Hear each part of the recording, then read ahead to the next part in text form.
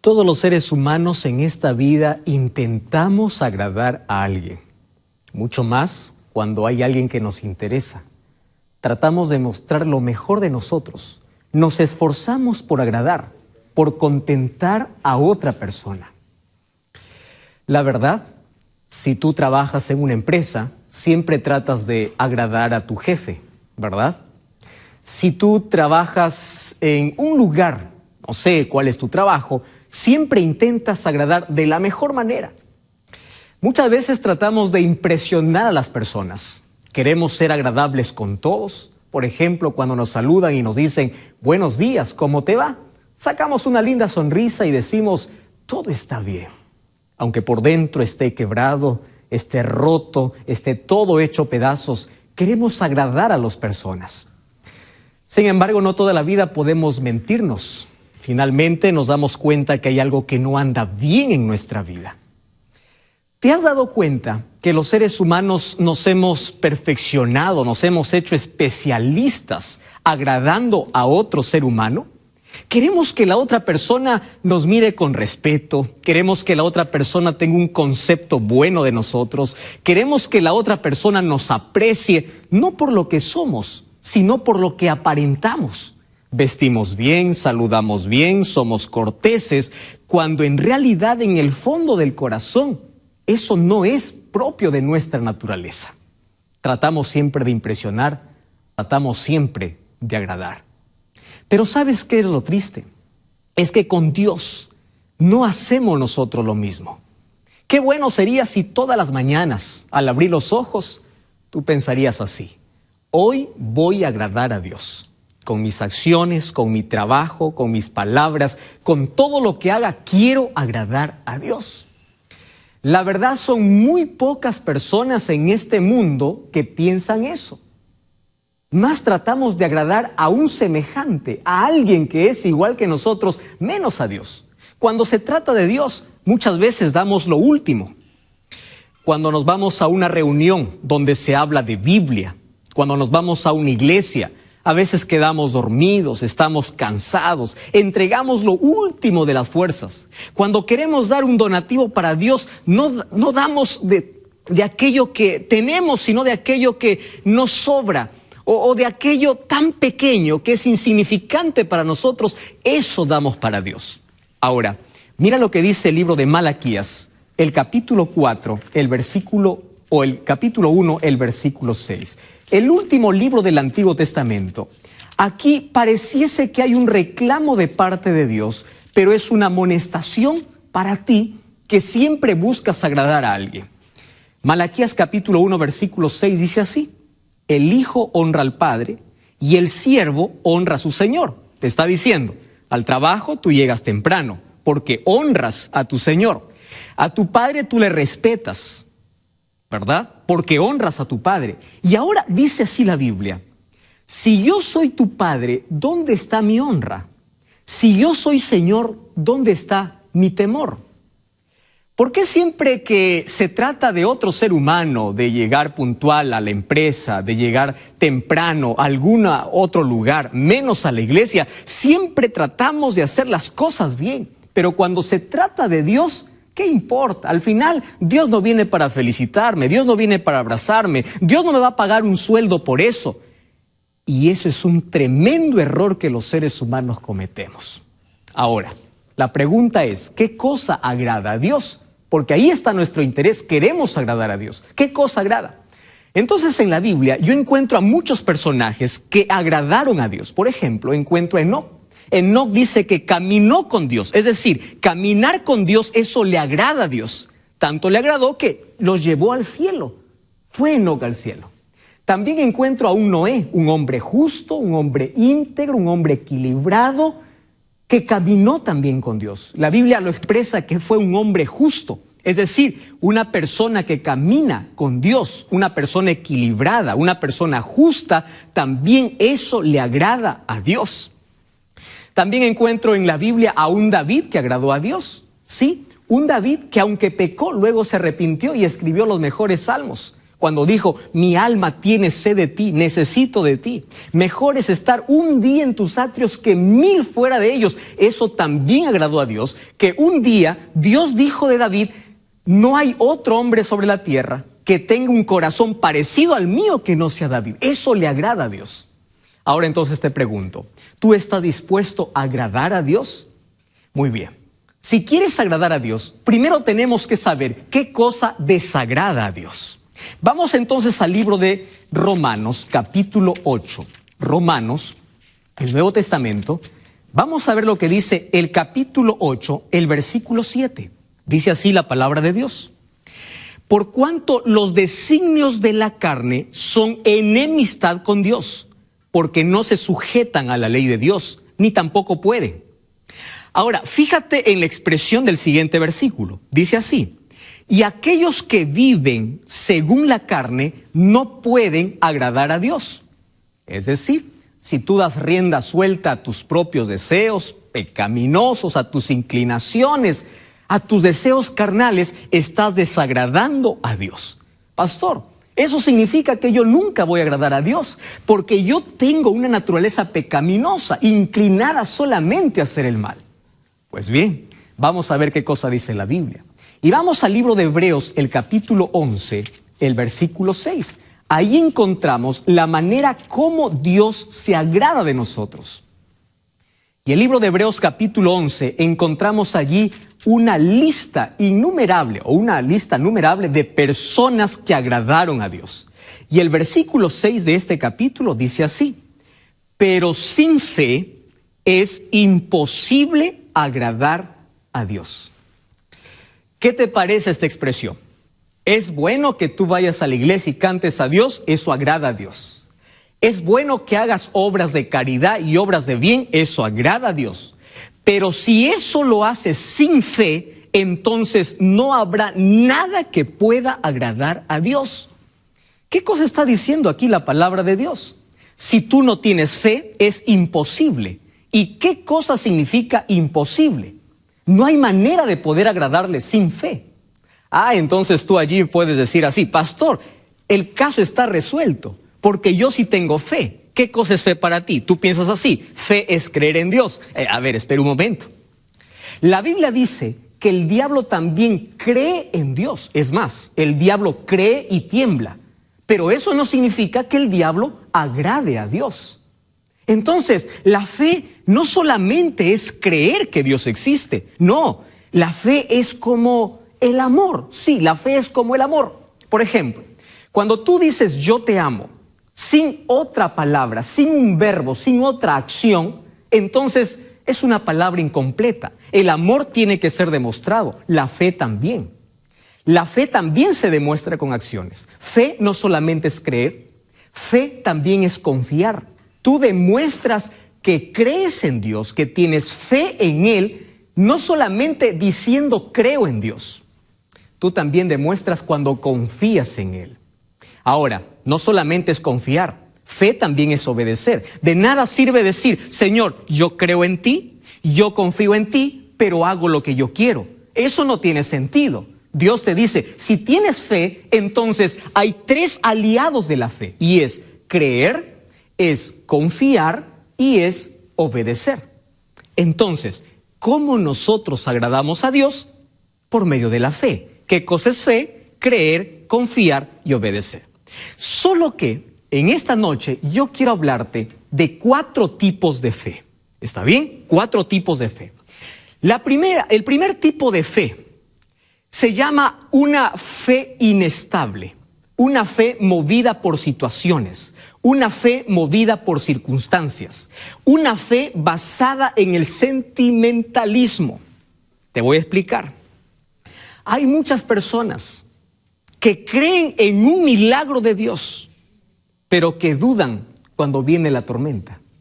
Hay personas que hoy dicen, Señor, yo te amo, yo te adoro, yo te alabo, tú eres todo para mí, porque vio la mano de Dios actuar ese día. Pero al día siguiente, cuando le fue mal, empieza a dudar. ¿Dónde está Dios? ¿Existe Dios? ¿Está a mi lado Dios? ¿Qué le sucedió? Y empiezas a desanimarte. Yo encuentro a muchas personas desanimadas en esta vida, que dicen, pastor, yo no siento que Dios me acompaña. Pero tú crees en Dios, sí, yo creo en Dios, pero tienen una fe basada en circunstancias. Te gusta el milagro, crees en Dios cuando ocurren milagros, pero dudas cuando hay tormentas. Es una fe basada en situaciones. La palabra de Dios dice, aquel que tiene fe en Dios debe estar firme.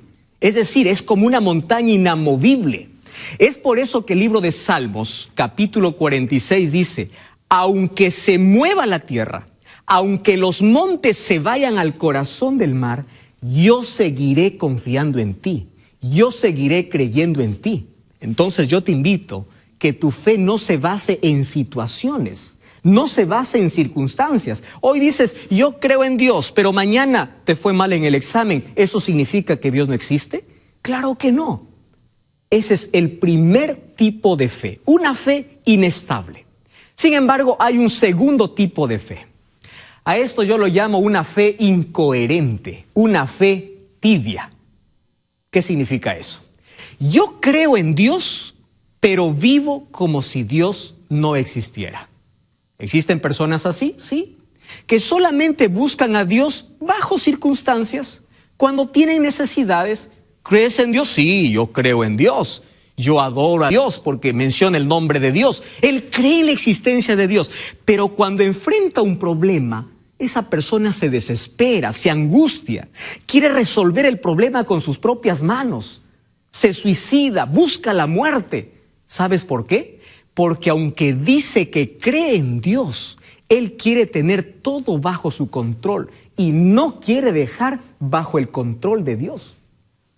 Esa persona piensa que si todo lo maneja él, está seguro y no está dispuesto a dejar en las manos de Dios.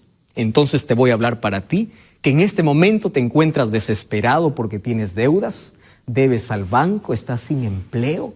Te voy a hablar para ti, que en este momento estás pasando por una crisis profunda.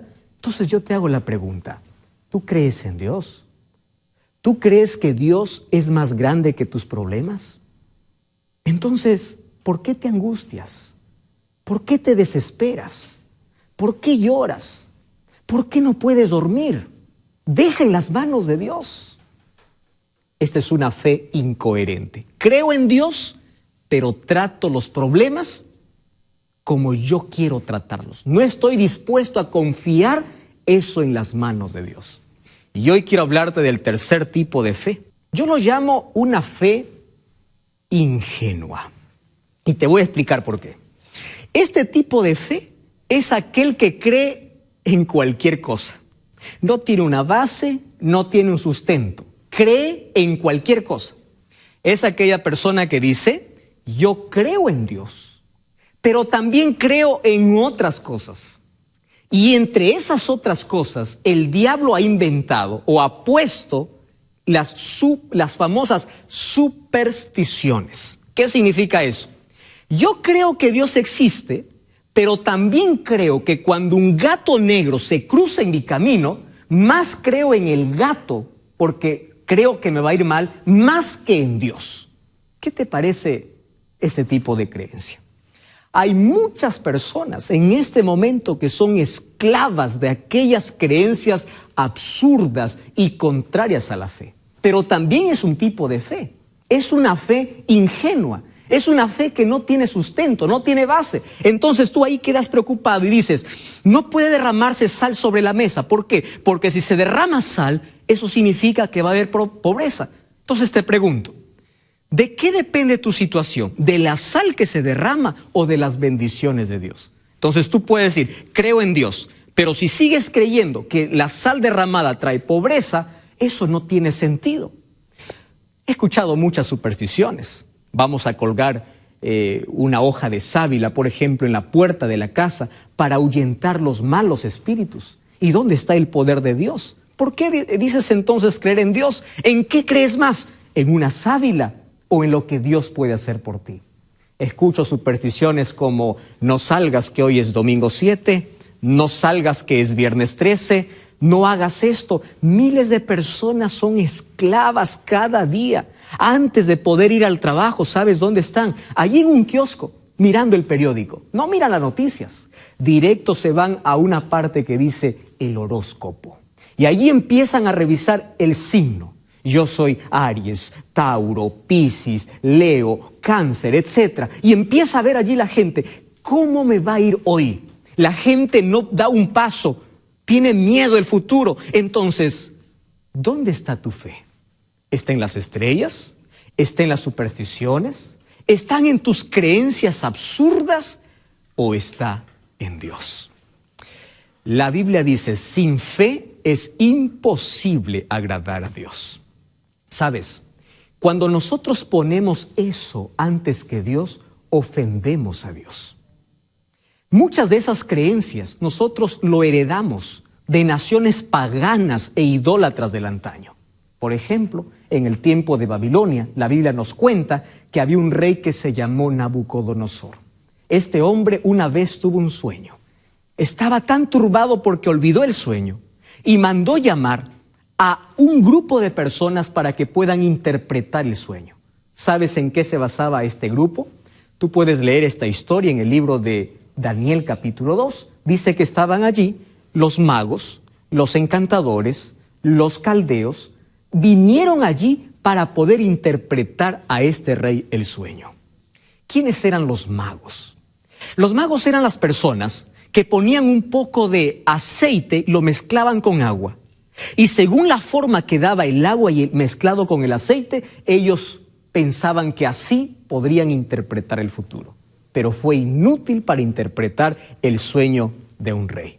¿Quiénes eran los encantadores? Los encantadores eran las personas que decían tener poder para comunicarse con el más allá. Es decir, desde allí empezamos a ver sesiones espiritistas. Ellos decían, nosotros nos comunicamos con los muertos. Nosotros nos comunicamos con seres de otros mundos, porque ellos pueden resolver nuestro problema. La historia dice que también eso fue inútil.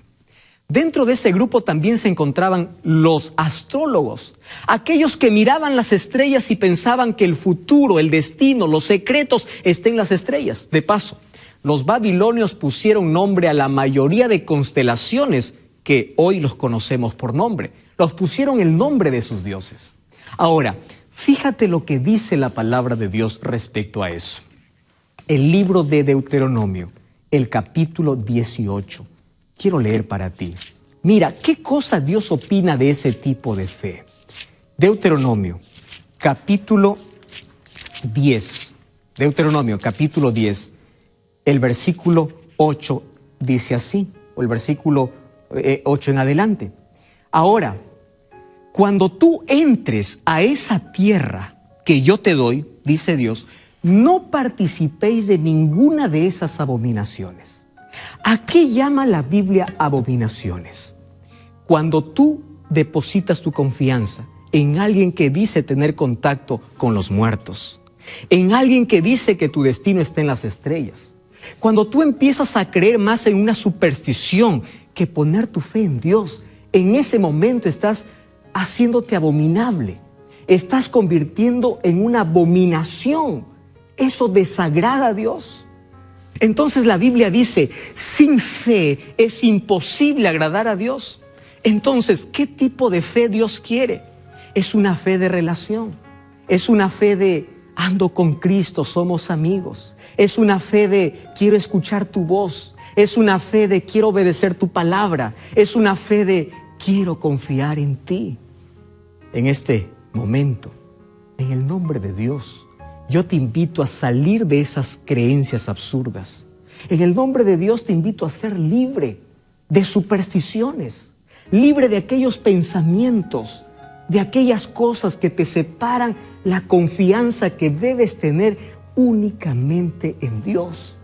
Esta noche tú puedes ser libre por el poder de la palabra de Dios, porque Dios es especialista para libertar. No importa cuál sea tu creencia.